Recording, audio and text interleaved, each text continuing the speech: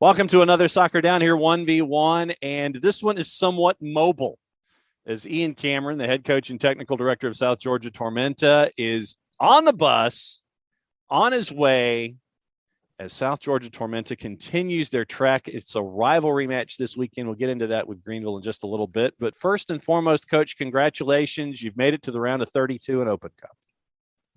Thank you very much. Yeah, as an organisation, we're privileged to be in the tournament, and the boys are putting a lot of good work to this day, and they're reaping the rewards of that work. So we're excited to be in the next round. It's a cool moment for the club, and long may it continue.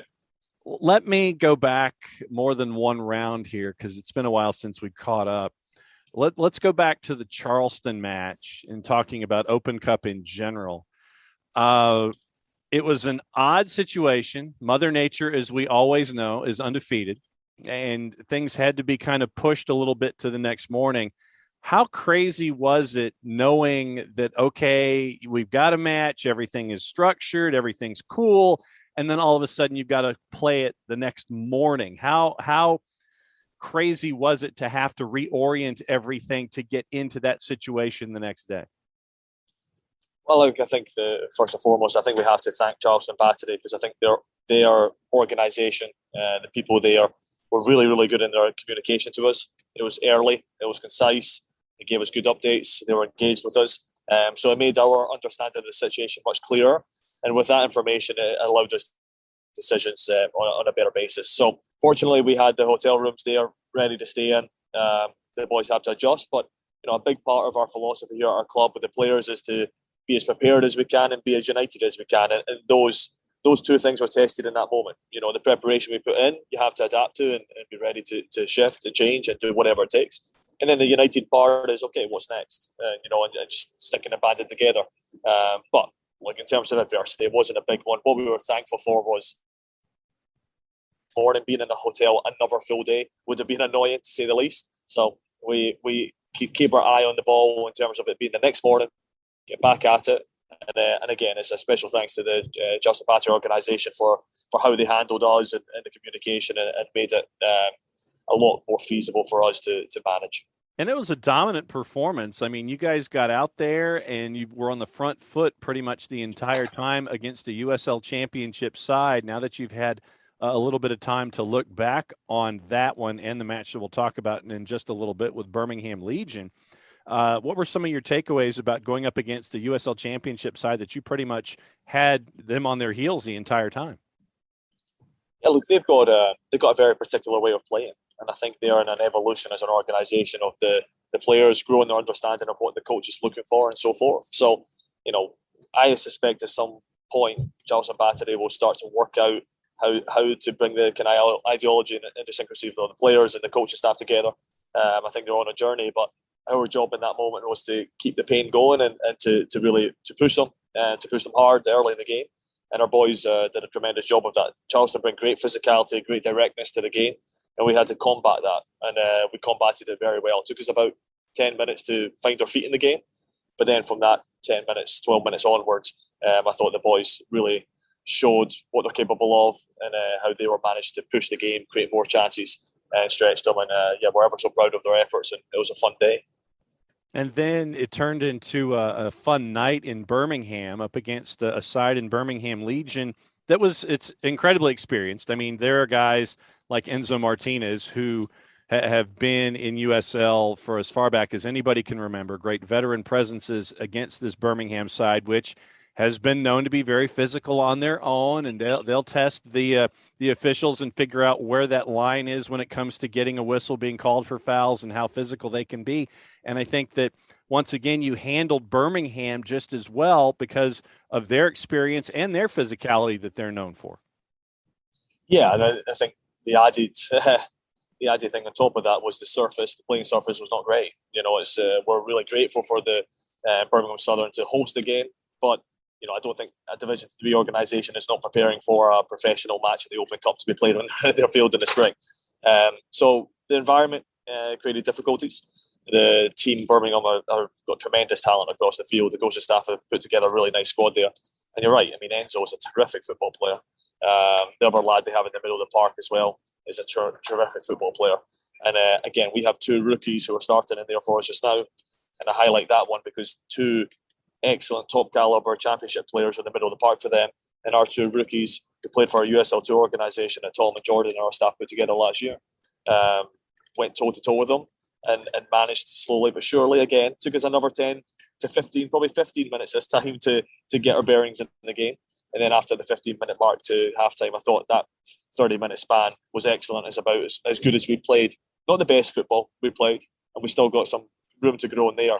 But in terms of competitiveness, eagerness to go forward, combativeness, energy levels, it was excellent. And look, we have a group that we trust can go and compete with everybody. You know, we don't go and just to make the numbers up. We don't go hoping to get one. This group has belief about them to go and, you know, put the sword to teams and go at them. And they showed that again, and they reaped the rewards of it. So we're ever so proud of the group's efforts. And again, it's going to be fun to see what this group can achieve this year. What have you learned about yourselves and this group in this Open Cup run and early in USL League One season? What have you learned about yourselves? I think there are a group of boys who don't get too phased by occasions. You know, you got somebody like Chris Eckenberg, I'll name for instance. You know, he's a guy that's just come out of college, was with us for USL2 last year. We didn't pre-sign a contract, had to come in and prove it pre-season. But then we dropped him in 4 games, 2 against championship teams, and straight off the bat, the boy looks unflappable. Does he need to get better at certain things? Of course he does. But he looks unflappable. Gabriel Cabral in the middle of the park with him looks unflappable. And we've got young guys like Kingsford up top, who's, again, another rookie who's going at players, running to players, showing physicality. And it's just really cool to see. So these guys don't get phased by things. They have a lot to improve on. The coaching staff have a lot to improve on as well. But they're not scared of any battle. And when you have that on your side, you always trust that you can go places and get results. And that showed in the 2 Open Cup games so far. And again, you know, come into Miami, which is in a few weeks' time, and we're not really giving much thought to it right now. But when that time comes to turn our attention to that, again, I can't say we'll win the game. We might. I can't say it for certainty. But I do know that this group will put forward a really good effort, and it'll be a very, very well-competed match. And we can say that with certainty with the boys that we have on this bus right now. You mentioned the coaching staff. What has the coaching staff learned about itself, considering that you've gotten that full off-season runway to get what you want and get what the staff want when it comes to discussing Tormenta football? What have you guys learned about yourselves as you've had this full runway to get ready for Open Cup and get ready for League One? Yeah, that's a great question, and there's a lot. some of which I'll talk about just now. Some of it, well, I'll keep to us. But there's been a lot of stuff that the staff have learned. You know, we're young and dumb, is what I often say. You know, we don't have the experience of some of our staffs. There's no seasoned veteran on our staff. We're all young guys finding a way, and we kind of lean on the organisation to help us and give us a little bit of maturity and guidance on certain things. But last year was our first year as a staff. There was moments that showed the pathway we wanted forward, and there were some decisions that were made wrong, whether that's recruiting, style, how we operate behind the scenes.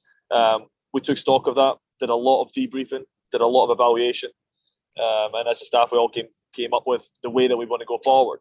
And the lifeblood of that is the types of personalities, the types of characters that we want to attract and bring to this club.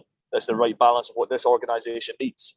And I think so far it's proved that we've got a group of boys that are here that can play or try to play the style of football that our staff likes to see. And last year we had some good players, but probably a little bit of imbalance between coaching staff's objectives and the skill sets of the players. You know, there was a little bit of imbalance there. And then this year we've recruited in such a way to find that balance so that what we're asking is achievable physically and mentally, socially, by the players that we have under our stewardship. So that certainly helps. When it comes to League One in particular, I know that a lot of this discussion is about Open Cup, but Richmond has made their way through. They're going to be hosting Charlotte. You look at Union Omaha, and they're working their way through after their big win against Chicago Fire in PKs. Hailstorm knocks off, yes, a heavily rotated RSL side, but nevertheless, they still got the Duke, and they got to go to the next round. You guys have Miami coming up, Inter Miami coming up in the next round. What does it say about USL League One that we're having this discussion right now in late April, not just about yourselves, but about Richmond, about Hailstorm, and about Union Omaha too. Yeah, look, I think when we go to battle with each other, for instance, Omaha and ourselves had a tremendous battle on last Saturday night. A heated battle, a competitive battle of two good organisations. But then come the Open Cup, I was delighted to see them go through. And I'd hope that they were excited to see us go through, because USL One as a platform, as a product, is very, very strong. And I think these games, these matches show that the margins between the three divisions in American soccer aren't so stark. Even NC Fusion, and we know the coaching staff quite well, put up a tremendous game against Richmond. And again, Richmond didn't have their starting 11 out, but had a lot of starters and guys that are on their team that are going to be important pieces this year. And NC Fusion put up a really good battle and could have won that game in the end, which just shows from the USL2 structure all the way to the top, the margins are tight. The top organisations have more athleticism, more depth. The starting 11s are, of course, better. There's no debating that. But I think when we start recruiting players, it really does show that coming to the USL One as a benchmark for you to develop, progress, and become somebody that's ready to compete in the MLS, it builds trust, it builds reliability that this is a league, this is an organisation that young players can come to in the pathway setting our sights on reaching the very top tier of American soccer in this country. And that's part of our job. Jay Mims, for instance, does a tremendous job at Omaha and produces guys that are littered in the championship and so forth. We've had a very good track record of that, and I think all of our organisations in our short history have shown the capacity to do that and will continue to do so. Now let's get to the reason that you're talking to me with headphone, the earbuds in your ears and rather large seat behind you as we're talking. You are on a bus headed to Legacy early to take on a team that pushed Charlotte to the edge in Open Cup in Greenville Triumph in another rivalry match in USL League One. So both of you are coming off of stuff in the midweek, having to turn around and play Saturday night. How are you in the physical sense, in the emotional sense, heading into a rivalry match against Greenville at Legacy early on Saturday night? I think the mental side is quite easy. You know, you're given. Look, all these boys watch the top levels of football, so they're not immune to watching these Liverpools and Man Cities and all these top teams have to rebound and play. And you hear the coaching staff say it all the time in the mental preparation. And for our guys on the night of the game, we allowed ourselves to travel back, and we allowed ourselves a short moment where they're excited about who we play next. But then as soon as that's done, we get together a game that we play preceding the Open Cup game, full attention on Greenville. So energy in Greenville. So that's a little bit of adversity that helps with the sports science direction we have in our organisation, the training staff, and the boys' professionalism. So we'll be ready. And it's too early in the season to say there's not enough hours of build-up. It's a little bit of adversity this week. Greenville have the same thing. They've had less travel, but played the game before. It's a wash.